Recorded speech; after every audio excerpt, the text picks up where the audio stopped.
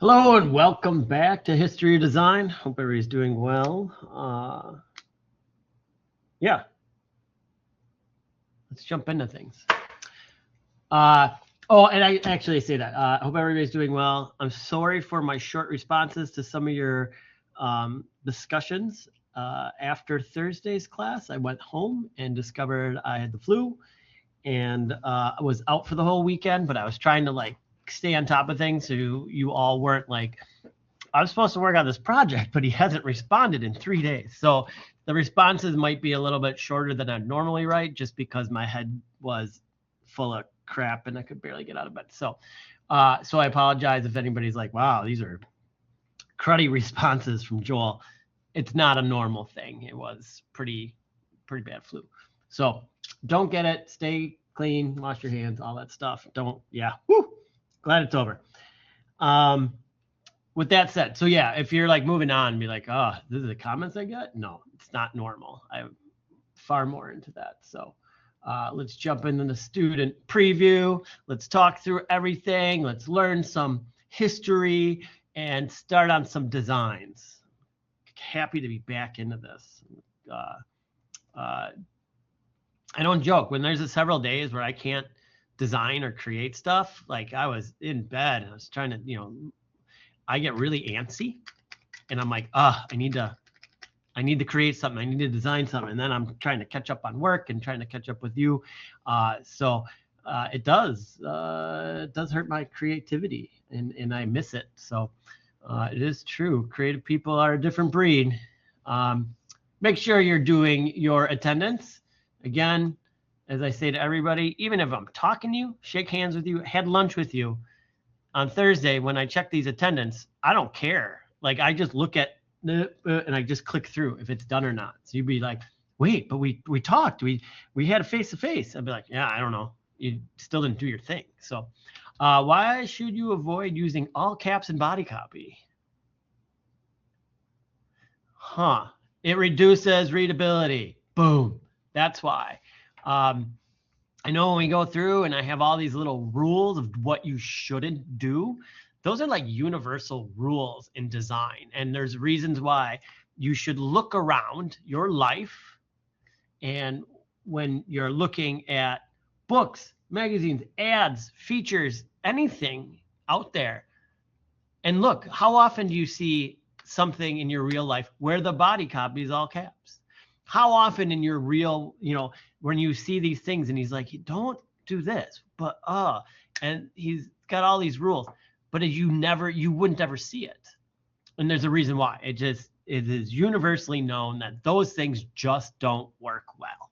And so the more we just take them out of the equation, one, our work will read better.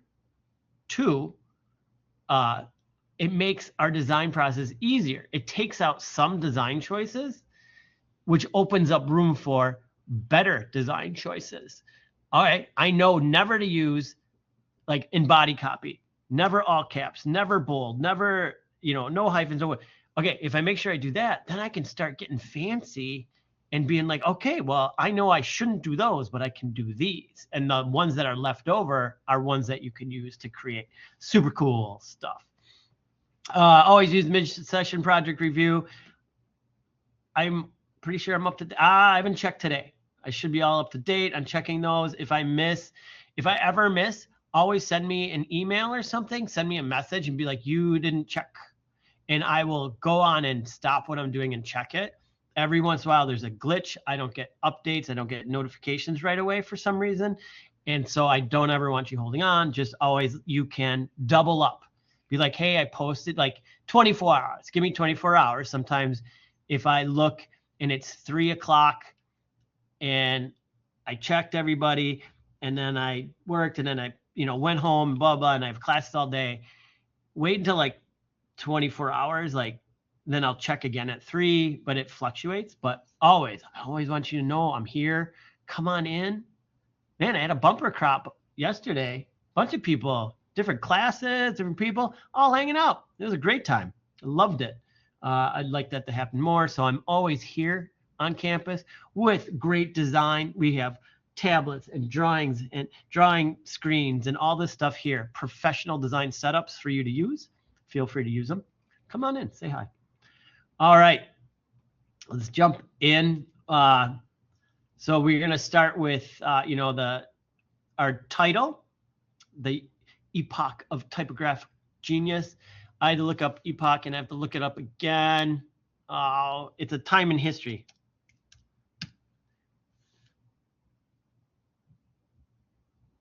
Epoch, an event or timed marked by an event that begins a new period or development in history. So this is some big changes happen here. Big changes are happening. Let's look at our little review piece. So it starts with King Louis holy crap, 6. I don't know my Roman numerals. I really don't. Of France ordered a new typeface that was designed using a strict mathematical grid rather than handwriting. So just we do this throughout history. I was just talking about this in my other class, is we designed type when we were like, hey, there's got to be a better way, and the scribes are writing this, and somebody was like, I have this idea of how to print using a stamp, well, quote unquote stamp.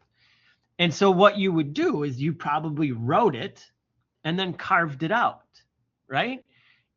So when you carved it out, you were carving out that calligraphy style writing, that handwriting. And then when you graduate and you're like, okay, we're going to do these metal stamps, which we talked about last week, you were still kind of doing the same thing. I'm going to draw a letter that I know, and I'm going to use that little short, tiny squares calligraphy, that was scribes were using for years. And that's what you did. And then finally, King Louis was like, let's kind of standardize. It's mathematical. We're not going to do handwriting anymore, because why? Handwriting is a little bit different from person to person to person to person. And then when you're developing font, it actually makes it harder to read.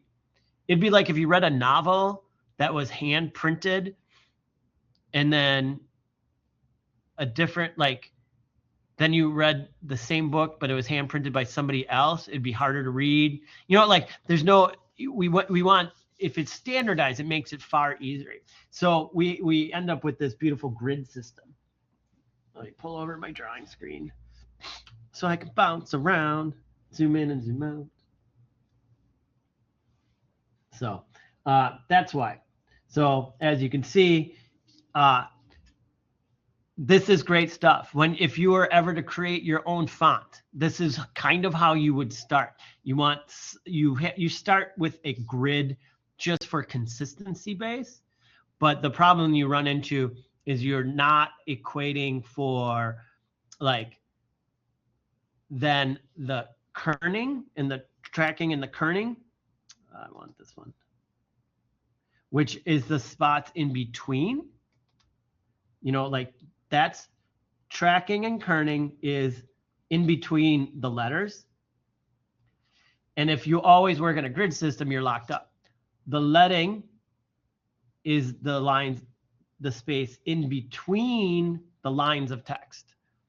And that both of these help with legibility. Too tight, too loose. Tight, is less space. Loose is more space. That's the terminology I use. And it's fairly standard terminology when it comes to that. Right. Then, I like it. It's rationalism in design. I love that. It is kind of starting to get rash. Hey, let's make this all the same. I'm sick of everything looking different. Let's do that. Now, next up is the point system. So somebody pioneered the idea of standardized type sizes, which is great, because if you don't have that, I use the Flugel system, and the other typesetter in town uses the Bob system, and then there's another printer in town who uses the Margaret system.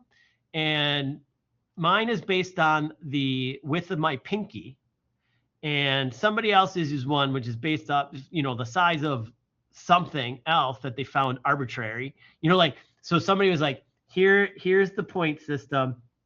It's based off of a set, and then we work from there.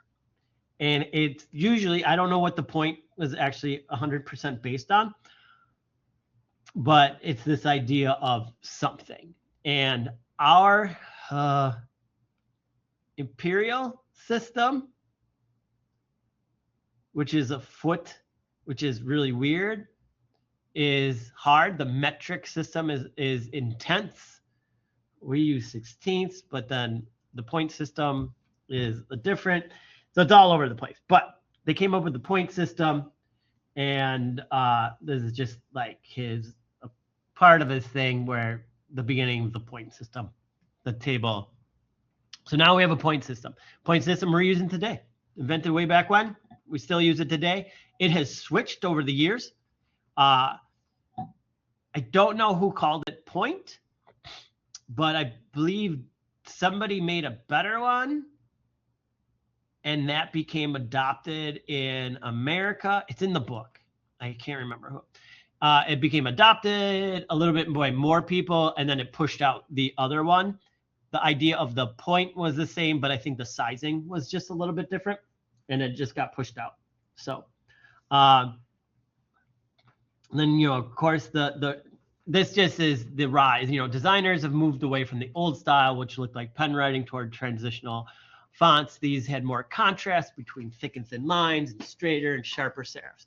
We're just getting easier to read, more consistent. Not everything's all willy-nilly. And, like, I don't even know, like, I make a G like this. And then, it's got some, like, and then you, like, embellish it. And you're like, okay, that's your G.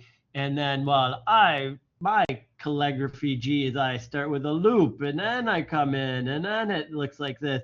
And then, so that's my G. And you're like, okay, but if we just kind of say that a G is like this, it's starting to standardize things, like it's starting to look the same over and over and over. So we can kind of see the change into where we're getting to, the serifs. We have this area here, and then we move out of that, and then slowly we move into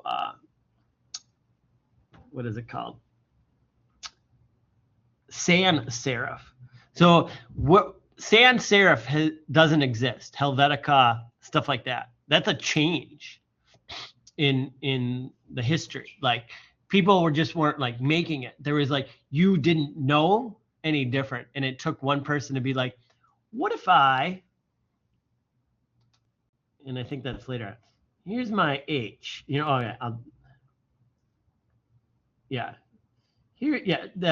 is a good reason. Yeah. Here's my H. What if I remove this crud from the H? Is that needed? And what if it was just like an H like this? And then if I wanted it fat and bold, it's just like this.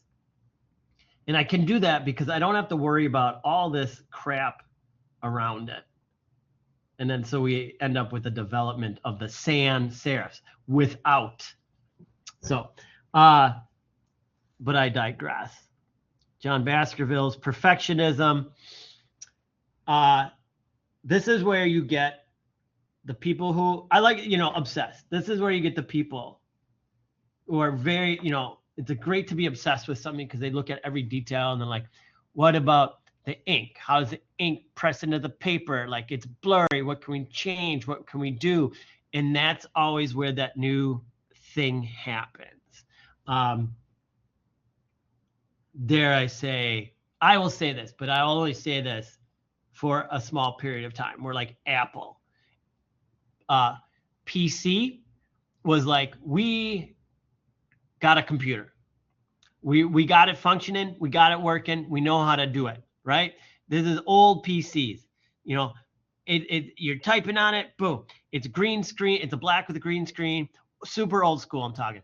Like, it works. There's a keyboard that can digitally type into this interface, and it stores stuff, and it works. But then Apple came around and was like, we know we got that part, but what if we make it work better? What if we make that interface so you can move things, like, and instead of coding, you don't have to code and you can change it and it looks beautiful. People were like, what the hell are you doing, Apple? Like, people thought it was crazy for a while.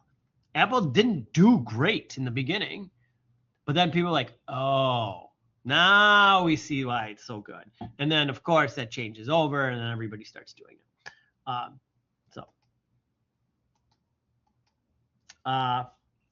Modern style at the end, Bodini and Dito family push type to the extreme with their modern fonts, massive contrast between thin and thick.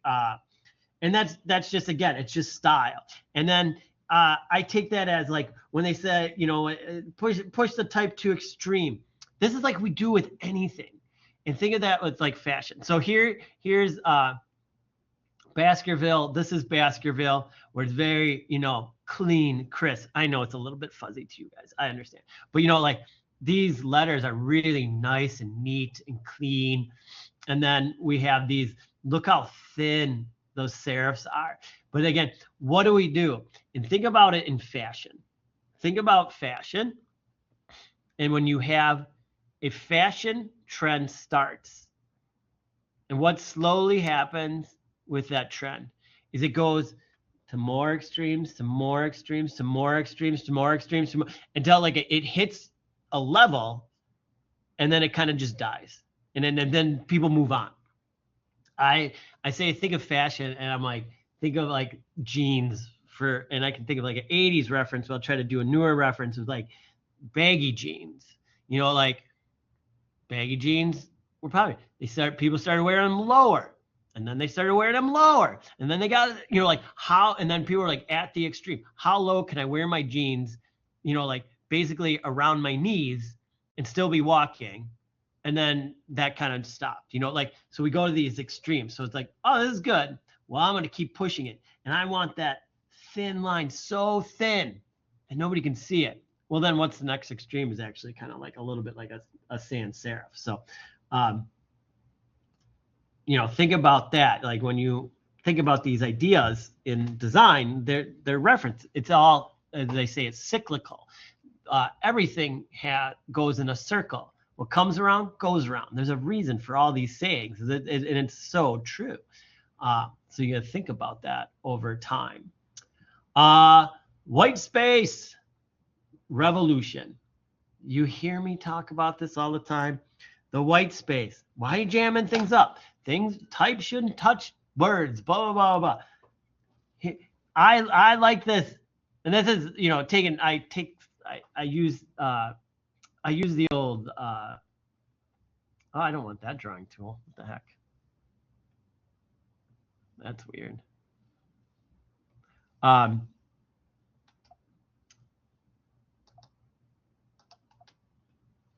That is not the hand tool. White space. And I love the idea of revolution. It looks more expensive and easier to read. I wish I knew why I kept jumping to that. So more expensive and easier to read. I just made that harder to read. Here we have it. That's it. We're not jamming everything in. We're not putting ornamentation. This is we're coming from books in which we used to have like ornamentation all around the edges, and we jam, and like we got paper and we're going to use it all up and ornament it. And then somebody's like, you know what? That actually makes it way harder to read, way harder to understand. I don't think we need that anymore. Let's get rid of all that and simply have the text in the middle of the page so people know how to read it. It's clean. It's clear. There's a place. I always like this. This big gap. You're like, such a big gap. You know what this side is for? Your thumb. What is this side for? This is the spine of the page. This goes in and the other one comes out. You know, like, so that half of this hides. So it's like you only see like that much of the page. That's why, you know, like that's another good reason why is you don't want your thumb covering part of the text. It's another reason why I'm so insane about margins. Like this is a margin. This is where this originates. This is where this begins. All right. It's all about typography here, except for this one, which I'm going to talk a little bit more. Not a lot about it. Fonts were so readable and sturdy that they became standard. Caslon. Somebody now there's people who are like inventing their own fonts. I love typography, but I am not like the in-depth type nerd into which like I can like spot the differences between like Arial and Helvetica. There's differences, but I'm like, I don't know the difference. They're the same to me. But like there are people who can see that difference and like know it and they love it. It's a beautiful thing. Nothing against them. You know, not saying anything against people who love that. But Caslon like designed a font that was so good, it just became the standard for a while. And why not? You know, like why not create a standard? It's nice. It's easy to read. It's not the extremes that we saw. It's not, you know, it's just like, oh, it's good. And then there's all the different flavors. You know, you need a little fancy title. There's the fancy, you know, bold. You got from all caps, the small, all different sizes. It's all here for you. Got some ornamentation down at the bottom.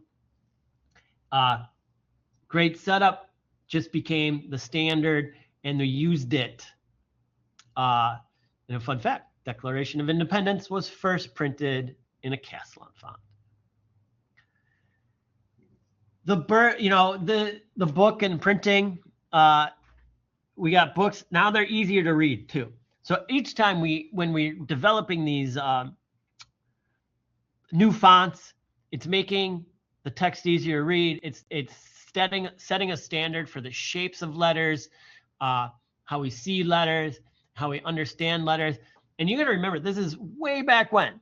We're not seeing this. People don't necessarily have thousands of books in their. You're seeing one book here and one book there. Like this is still educational, but people are getting more and more educated. Not everybody. But then we have also this new thing thrown in here, the information graphics.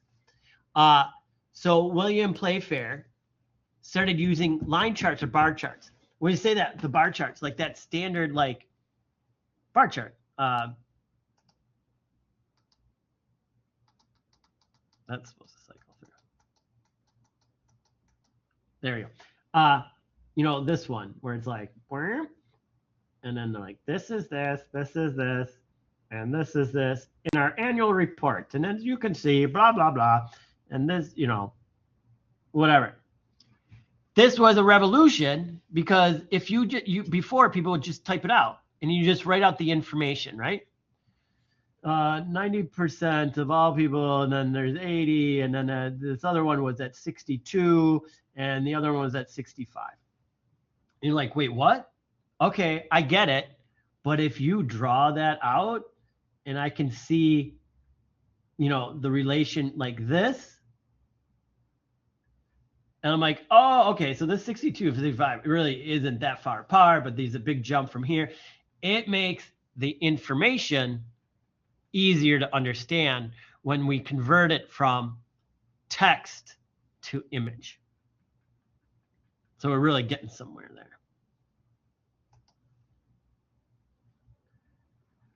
We're printing more and more books, and somebody came up with the stereotyping. This is the first time I've said it out loud like that. Stereotyping. I don't know if that has anything to do with the term we use it today when you stereotype somebody, but it was just simply taking when we used to put you would take a single letter and we'd place it in the tray, and then we'd print on that, and say we needed to print 1,000 books.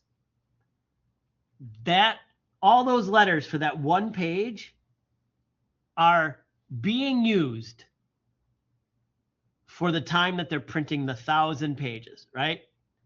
So I can't use those letters. So I either have to make a trillion more letters, or I can cast that page and then take all the letters out and just have an entire page and print an entire page at once. And then so now we're really like starting to roll with things. So I can print, so I take and I typeset a single page, I check it, make sure it's perfect, do everything, and then I make a cast of the entire page. And then it's made out of the good metal. And once I'm done, I have that page and it's a single piece, and boom, I can just print those.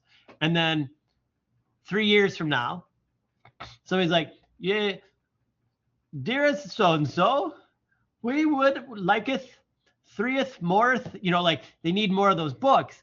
They'd be like, oh yeah, we have that page. We have the pages stored and we can pull them out and print, and we can set it up and print again. I can't say like they necessarily saved it. That would be a ton of space, but I'm sure books were made that they saved entire metal plates for every page of the book. But then again, with all of this funness, and go up a page, and our grid systems, and we're making things easy to read. William Blake comes along and he's like, nuts to you guys. I'm like more of a fine artist and I want willy-nilly and fun. And I don't like the mechanical look. And so I want to have a little bit of fun. And so I'm going to do some hand stuff. I want my typography to reflect what I am doing. And so I want to go all willy-nilly. And so he then says, I'm going to start copper plate etching everything. He's still following the like quote unquote type rules, but he's adding these embellishments to make it a far more playful type and text. So it's much more fun in the end. So there's always somebody, it goes to one extreme and then somebody pulls back and says, and then figures out a way to be like, and it's not like he was like, nope, I want to go back to the old hand calligraphy style. Oh, there's an infographic that we'll talk about.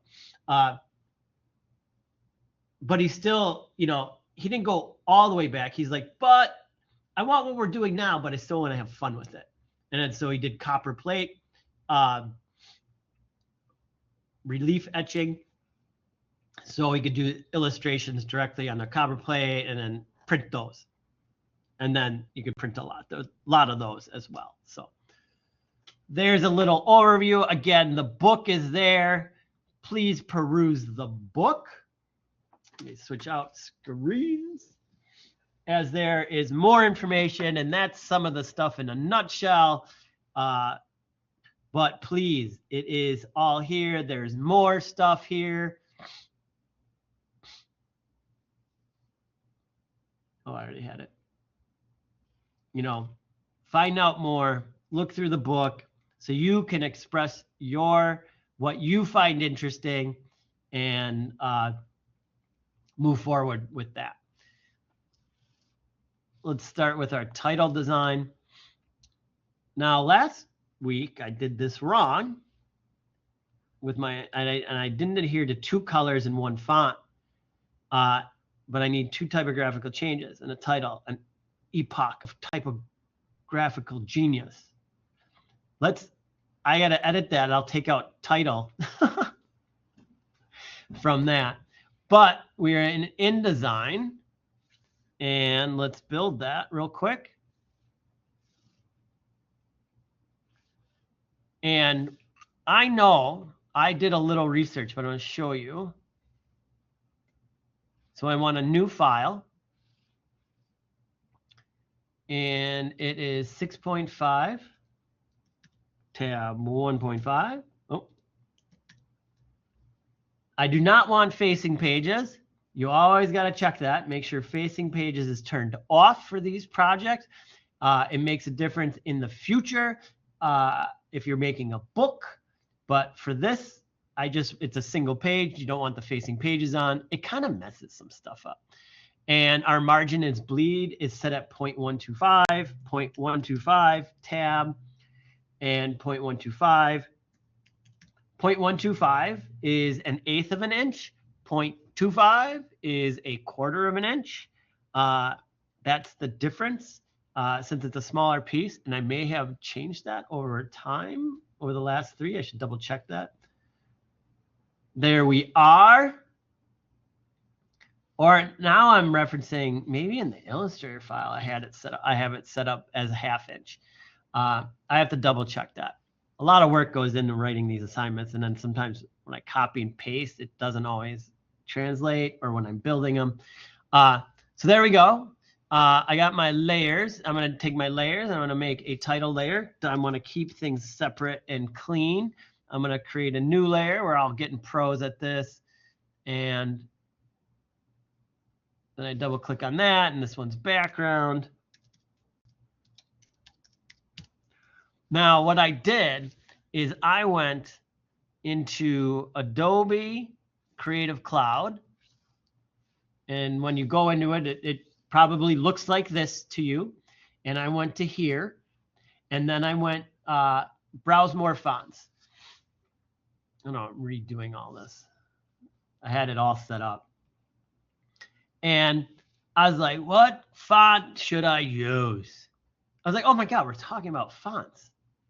I was like, let's use the standardized one, Castellan. I have no idea why I'm holding down Shift. And then I just went right here, William Castellan. And I was like, oh, look at this. And they have one. So I'm going to add the family. I'm also going to save it to my library so I have it for future. So I'm going to save the library. And I have, where is it? Oh, I thought I made one. Oh, maybe it's in here. All right, I'll save it to there. And I'm also going to add it. So that will automatically add it to my system. And then it's going to save that font into a folder for me so I can future reference if I ever turn it off, or I can check it in my libraries. It should show up here when I go to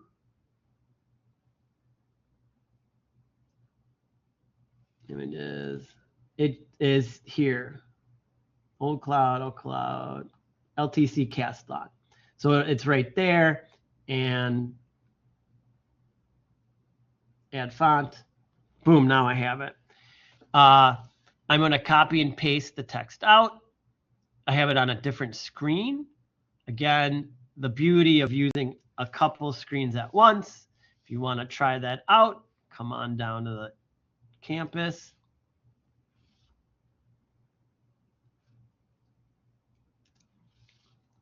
And then I'm just going to type that out. That's got typed out. I am going to see if we got a bold. Now I'm at the point of these where I want you to start playing and thinking about it, and what can you do, what can't you do with the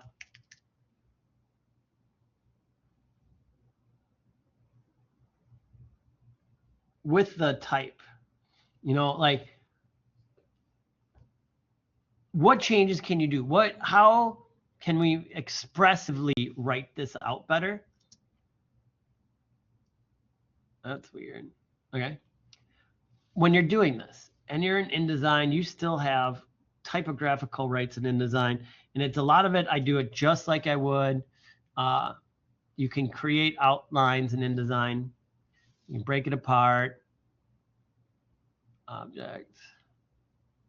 Can I ungroup it? Object.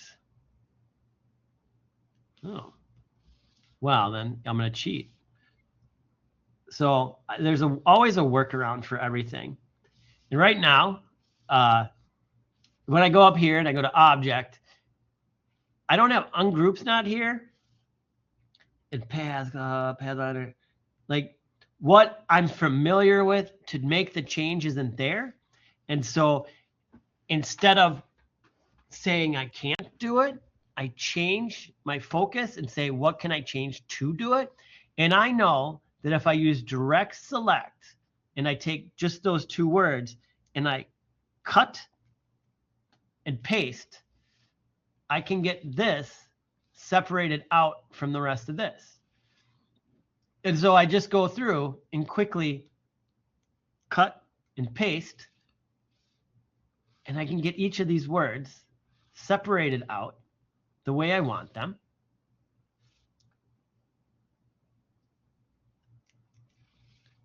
So part of the design and being the designer is not getting stuck, but finding the other way. Oh, you can't do that. Oh, I can. I found a different way. So there I have it. Now this I always just save up here.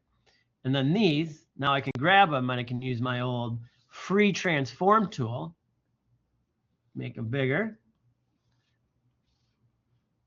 Now epoch, and then of and then typographical genius. And I was trying to think, but I like, start fitting things in together. Where can they fit? What can I do? Oh, okay. So then all I did was that. And I got excited about the P and the G and how they work together. And then I was thinking, though, I want to change the size. And like, I'm looking at like standardization. And then here, this also makes it easier, is I can stay in the select tool and size things now. And by holding down shift as well. And then I want to see like where the lineup of relationships, like the peak of the G is hitting this H right in the middle. Like those are those little things like you start looking at and like when I line that up, how does it look? How does it carry across? Here's another one I want to look at. It's the peak of the H and the G. And then I'm looking here. Oh, I forgot to pull my markers, my guides. I'm going to go in the background. I didn't pull my centering guides. Now that's going to drive me nuts. That's not it. I have a bunch of stuff on the page, which always. So I do this. What you're seeing, I actually do. I will stop in the middle and be like, all right, let's get this right.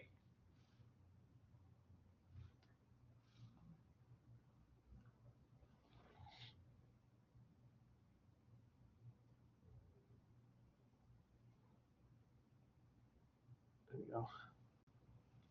That's dead center. Just so I know. Now I just bring this back. That took 30 seconds, not even 15 seconds. Like an hour to do this.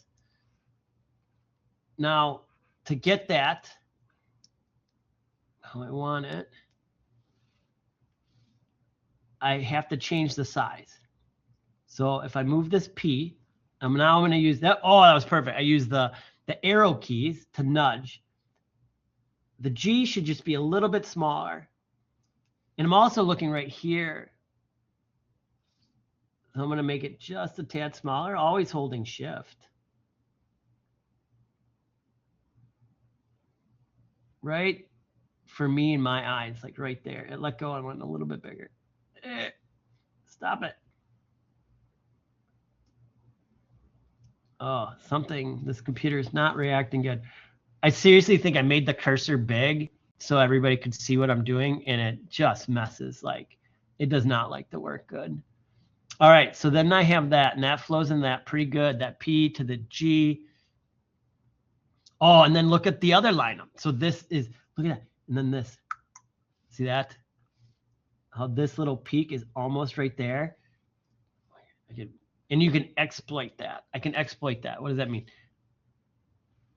What if I just moved these over, direct select, and just, no. Gotta make sure I don't get anything else that I don't want. That's too much. Well, I don't know why it's not letting me. So what do? Go around it. I'm gonna go X and V. I'm gonna make sure it's perfectly lined up though with the H, but now I can place it exactly where I want. Just give it a little bit more separation. That's why we zoom in and we look at things. We're like, okay, needs to come down 1 pixel. There we go. Those are set up. I gotta think of what to do with these. These can be small. I don't want to always do the same thing, but if I take this, I can group these now. I like this, and I go to object, and I group those. You know, at least bring that over here. This is like the key.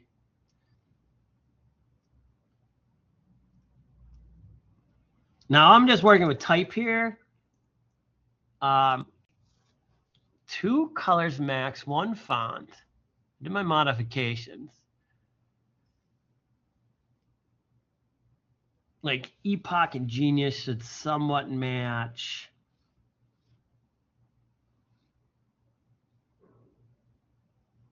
I won't go all the way. Keep you guys here. I'll save this out and show you on Thursday so I can get into the other bit a little bit and keep this within an hour. Oh, and then I see these things. Like I did this by mistake and I was like, oh, that E and that G. Oh, that would be cool. I'm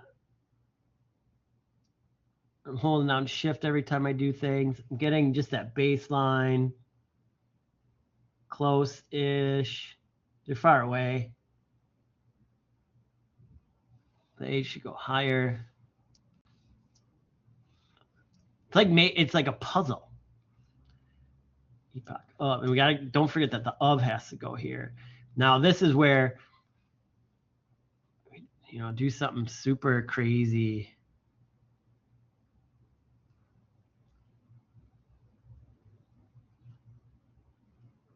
Oh, I love it when I do stuff like this. I like doing this kind of stuff where, you know, like that H can run into the F, you know, so it's a little tight.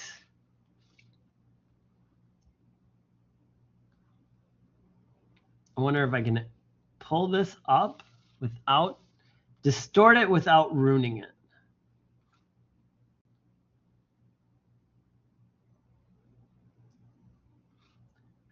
I got to find out why.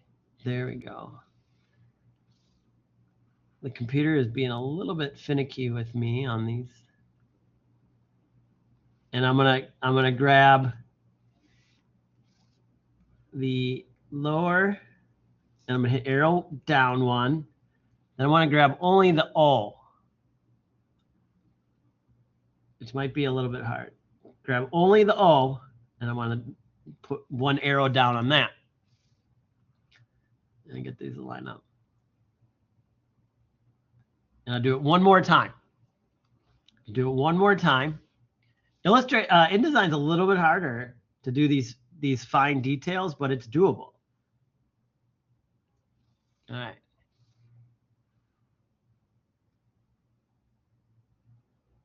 Now, when I say like don't stretch or change or distort the type, I'm the change to this type is I didn't like fully distort. It's still I elongated one section and in another section.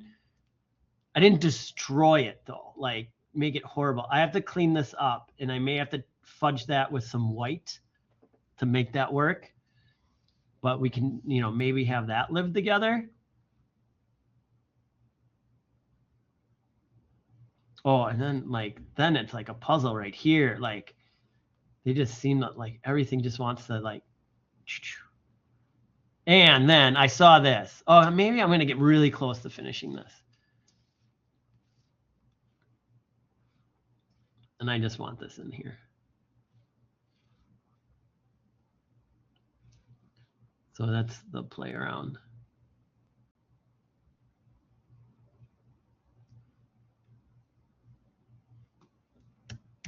I'll work on it a bit more. I don't know if I like that. It's too close. All right, so I'm gonna save.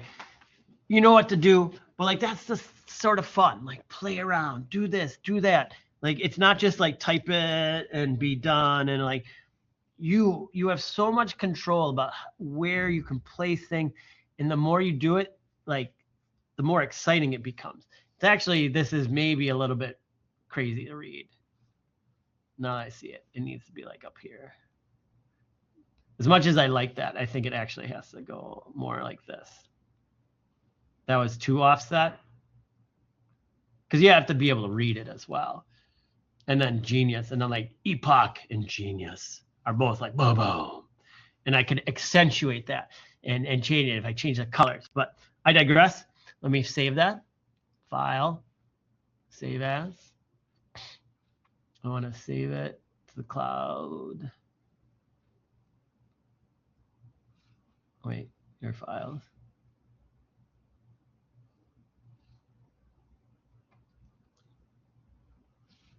Your file 126. Titles. I'm just going to call it, this is chapter 3. All right. I can rename that later, but I know what it is, where it is, how it is, all that fun stuff. And then for the design size, we're doing Illustrator, switching to Illustrator. It's 14 inches wide by 5 inches tall. It's long and skinny. Mine is going to be on the infographic. We'll get this document set up, make sure that we're doing our margins correct, setting our margins as a template so they disappear. It is an industry standard. Let's go down the line. New file. If I have print document, I want to make sure points is set to inches. Then my width is 14. Tab 5. Again, this is the glory of using 2 screens. 0.25 on the bleed, 0.25, tab. And again, the bleed, if you have a background, that bleed goes all the way, that the background goes all the way. If you have something that touches the edge of the artboard, nope, it actually needs to go all the way over. It's the industry requires it, not me. Like if you do a design and you do a design from somebody and you send it to print, and you're like, why is this wrong? They'll be like, well, that's the way you sent it. You didn't include the bleed and it doesn't extend off. And so it's crooked. And I just saw something come out of a printer crooked. Like yesterday or something. I was like, oh, phew, they didn't have it set up right. Because there's like a white line on one side. And I was like, oh, sucks for them. Looks like crap.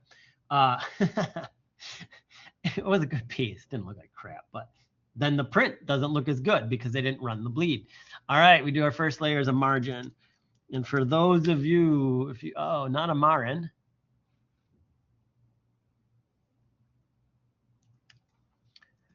And it just helps us get set up. I'm going to turn on my rulers right away, and I'm going to draw my box, and it can just be arbitrary for right now because I can type in all my information here. So it's 13.5, tab.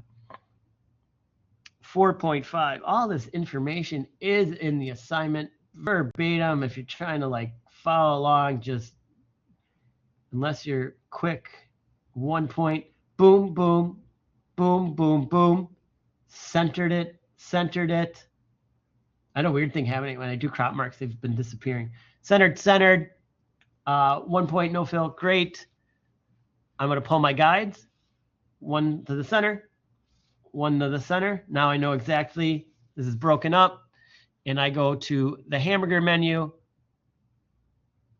make sure the layer is selected, then blue, hamburger menu, template, that's done.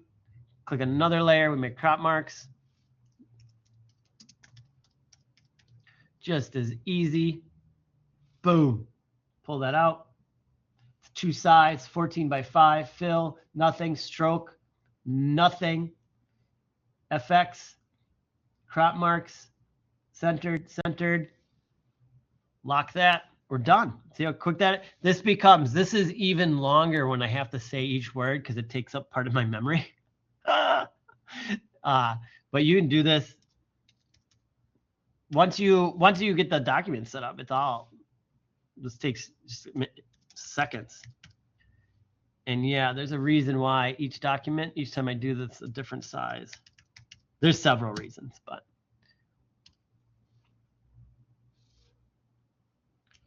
now background, I'm gonna move the background to the bottom. I do like the title at the top. Paragraph and images can float.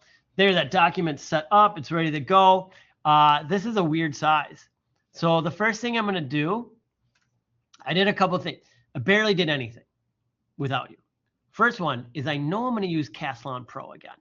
And I wanna do infographics. And so I just pre-started and looked at a couple sites. I like literally typed in here the history of infographics, but I was finding like a lot of crap or stuff that I'd seen before, and that wasn't. And then I found this little design. This is somebody did this. I think this is a student, but at least it's got some images that there's like a standard look of images. And then I did this, and I like this from Infogram. I didn't look them up or anything, but they seem to have some nice little, calling out I like the early players, and I was like, oh, this might be a really great way to do it. They got 4 people. They got 4 examples. We need 5, but I can build on this and then use ChatGPT or something to build on it to get the right amount of words. And then what did I do? Yeah, there's like more. I was just more searching. Wasn't finding, what I wanted. Again, I know my font. I just showed you that. I'm doing the, Caslon font because why not? It is named after the person who did it. But because it's such an odd size, and at 14 by 5, I'm going to simply do a couple sketches first. And this just helps me get it figured out. Why? I know in my head what I want. So let's just do it. And you can easily, if I turn on my rulers, sometimes I do this. I'll go to Home or File, New, and I'll just do 14 tab 5. I'll do 150. I don't know what this is set at. My other page. Create. I did something wrong there. Oh, did I have a pixel or something? Okay, close that. File. New file. Oh, it is inches. Don't worry, I'm getting somewhere with this. I know you're like, what the hell is he doing? But this is like, if something doesn't work, this is what you do to jump to the other thing. And then I'm gonna make this. I selected that area, and I'm gonna copy. And I should be able to just paste. I gotta fill it. Edit. I wanna make a layer. Edit. Fill. And pull this over. It doesn't matter. Hit OK. Black. Copy. I go to my drawing page. I paste this. And now I know the size. And then if I scale this, and then I can just make a couple.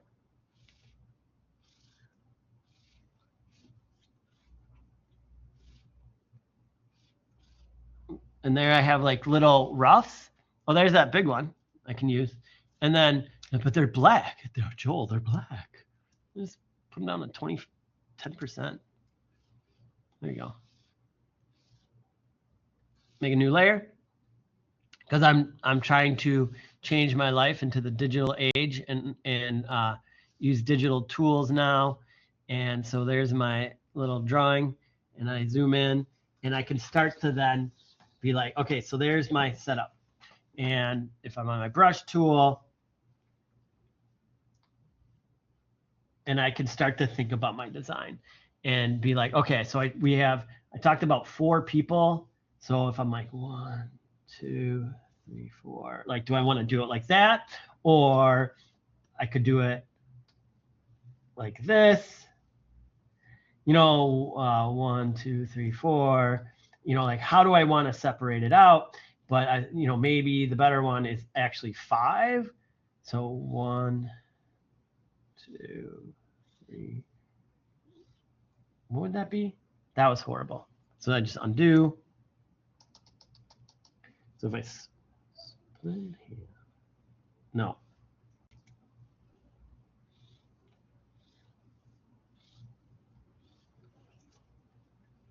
But then I want to reduce this size. So, all right, so this would be my title area.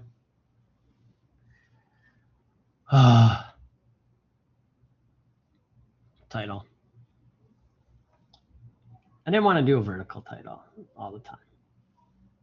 And then there's 1, 2,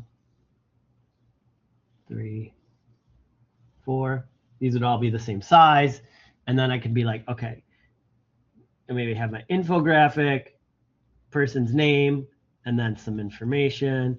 And then I always like, the variant, person's name, and then information, and you just start playing around. So like, what can I do? And then, so what if I just mirror this? And then, so it's this and this, and then information, and then, so I'm just trying to rough out very quickly what I want to do. And this isn't the stopping point, but because I'm doing these drawings, just like we have to do the drawings for the poster, you're going to get your ideas out quicker rather than fumbling around and trying to find stuff. So here I know, well, I need 5 images, but I have 1, 2, 3, 4.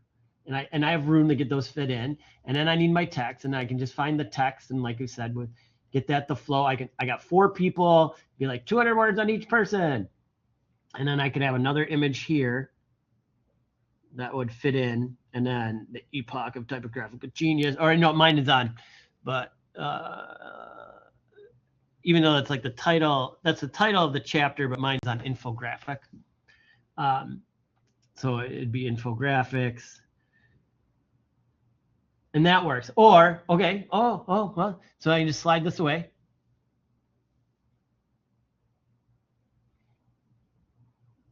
Kind of keep it in view.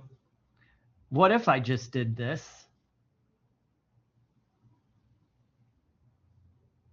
I'm gonna keep that really long and skinny. And it'd be like the infograph.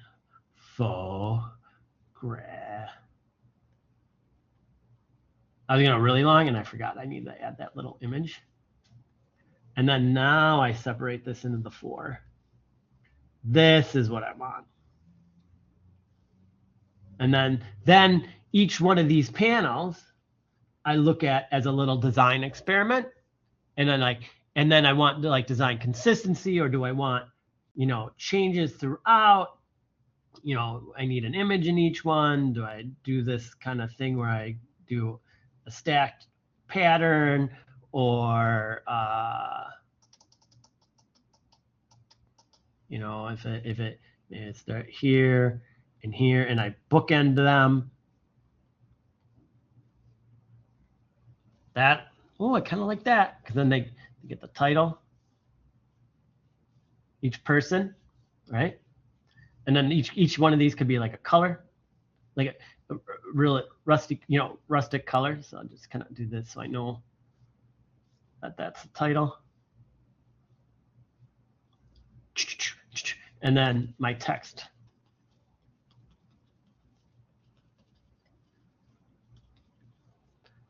And I can go with that.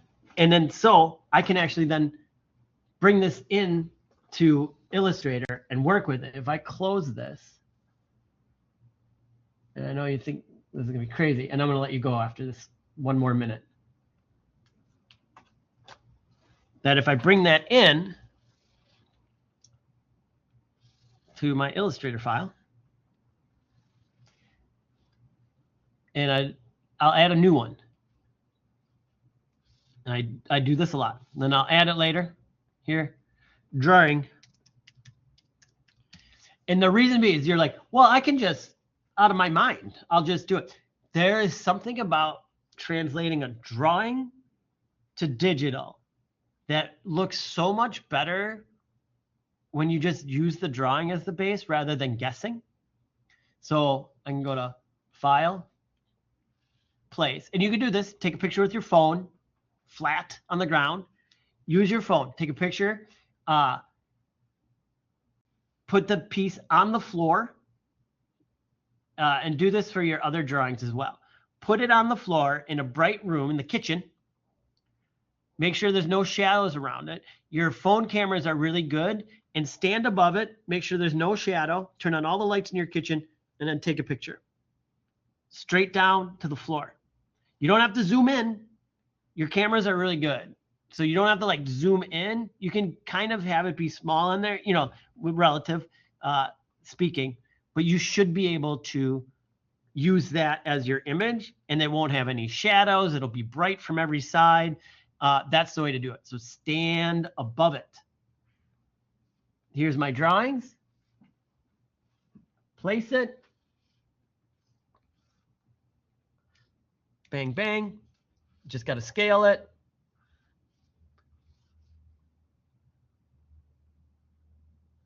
Well, you know, instead of, oh, I'm in Illustrator. I'm in Illustrator. So instead of taking forever to do that, I'm going to draw a quick little box around it.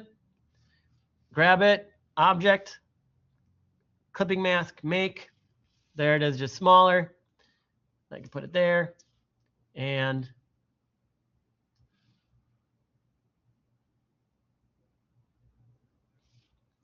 there you go. And that's my start. And I may pull a guide. I know how the top I want, the exact center. I break these out. I drew a box because it's going to give me the exact center from the edge of the artboard to the middle. I didn't do that exact. And I just move this over to here. Now I'm working gray on black on gray on white. So I know it's very hard to see. Pull another guide to the center, delete that. Then if I wanted to, here's a cool part. If I double click on drawing, dim images to, and you can preset that, and you can be like 25, and it'll put any images on that page as like lighter. And then I know like, okay, here I go. I got my quadrant set up. It's still there, and I can just start working on top of it until I don't need it. So there you go. Any questions, comments, or concerns? All right. I'll see you on the discussion boards, or I'll talk to you in an hour. All right. Take care. Bye-bye.